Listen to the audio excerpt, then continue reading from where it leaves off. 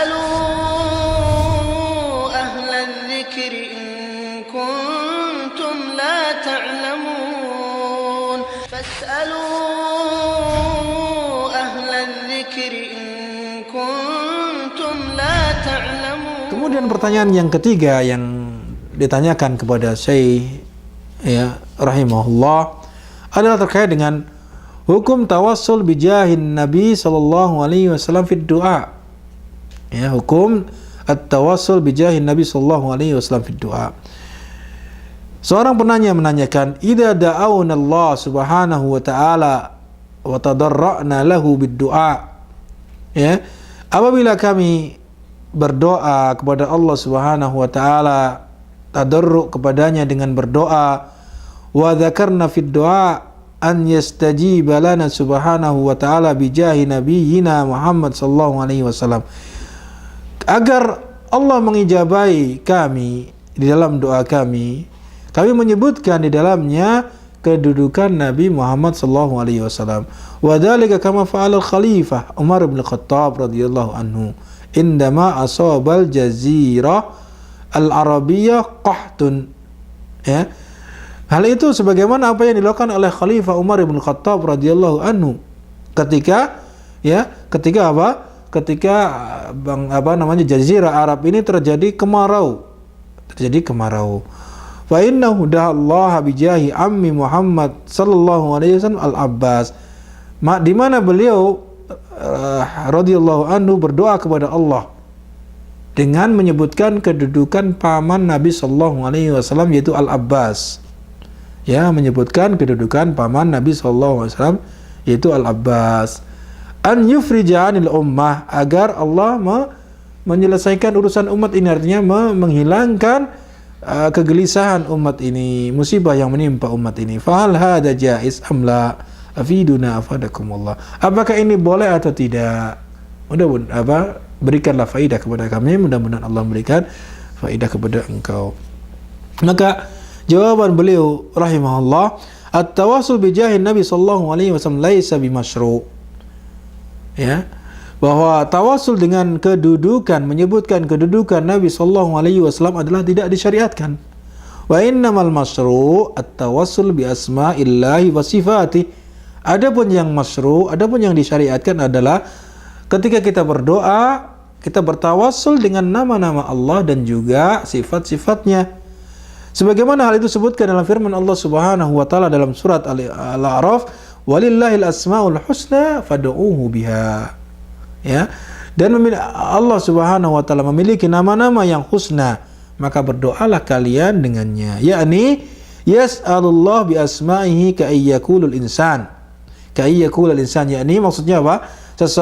Dia meminta kepada Allah dengan nama-namanya. Seperti seorang mengucapkan, Allahumma inni as'aluka bi annaka ar-Rahman ar-Rahim, bi annaka al-Jawad al-Karim, ighfirli, irhamni, ihdini sawa'as sabil, wa ghairu dzalik. Ini contoh di mana dalam doa tersebut menyebutkan, Allahumma inni as'aluka, ya Allah aku meminta kepadamu, bi annaka ar-Rahman ar-Rahim, di mana ya sungguhnya engkau adalah Maha Rahman dan Maha Rahim, bi annaka al-Jawad al-Karim, Maha al-Jawad, Maha memberi, ya, dan al-Karim, Maha mulia. Ighfirli, ampunilah aku, irhamni, berikanlah rahmat kepadaku, ihdini, berikanlah petunjuk kepadaku, sawa'as sabil, ke jalan yang lurus, ataupun yang lainnya. Ketahuilah bahwasanya li'anna du'a ibadah, karena doa itu adalah merupakan ibadah, wa qurbah azimah, dan juga merupakan pendekatan diri kepada Allah Subhanahu wa taala yang agung. Hal itu sebagaimana disebutkan dalam firman Allah Subhanahu wa taala, wa qala rabbukum ud'uni astajib lakum, dan Rabb kalian berfirman, ya, berdoalah kepadaku, memintalah kepadaku, niscaya akan aku ijabahi kepada kalian. Dan juga Allah Subhanahu wa taala berfirman, wa idza sa'alaka ibadi anni fa inni qarib ujibu da'watad da'i idza da'an. Apabila hambaku bertanya kepadaku, bertanya tentangku, ya, katakanlah fa inni qarib, sungguhnya aku dekat. Ujibu da'watad da'i idza da'an, dan saya akan mengijabahi doa orang yang berdoa. Ya, doa orang yang berdoa apabila dia berdoa. Nah, ini adalah ayat-ayat yang menunjukkan jelas bahwasanya doa adalah merupakan ibadah yang agung. Ya, ini jawaban Syekh rahimahullah. Dan juga kita sebutkan, ya, saya mengatakan bahwa di sana disebutkan dalam hadis Rasulullah SAW, ya, ad-du'a huwal ibadah. Doa itu adalah merupakan ibadah.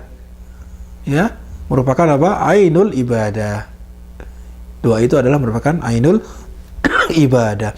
Sehingga kita tidak boleh, ya, kecuali, ya, berdoa dengan apa yang sesuai dengan petunjuk Rasulullah SAW. Apa yang diajarkan oleh Rasulullah SAW. Karena ibadah tidak boleh dilakukan kecuali dengan petunjuk Rasulullah SAW. Inilah konsekuensi dari syahadat Muhammad Rasulullah. Wa alla yu'badallah illa bima syara'. Dan Allah tidak diibadahi kecuali dengan apa yang disyariatkan. Illa bima syara', dengan apa yang diberikan contoh oleh Rasulullah SAW. Maka wajib dalam seluruh ibadah kita mengikuti petunjuk Rasulullah SAW. Ya. Adapun tadi pernyataan bahwasanya Khalifah Umar ibn Khattab radhiyallahu anhu, ya, beliau menyebutkan kedudukan paman Nabi SAW Al-Abbas, ini adalah di mana beliau dalam keadaan masih hidup, dan itu dibolehkan seseorang, ya, meminta kepada seseorang untuk mendoakan kepada Allah Subhanahu wa taala terhadap kaum muslimin, maka ini dibolehkan. Ya. Itu dibolehkan. Artinya ketika seseorang masih dalam keadaan hidup meminta agar Allah Subhanahu wa taala Allah Subhanahu wa taala menghilangkan kegundahan, kemusibah yang menimpa umat ini. Allahu a'lam bissawab.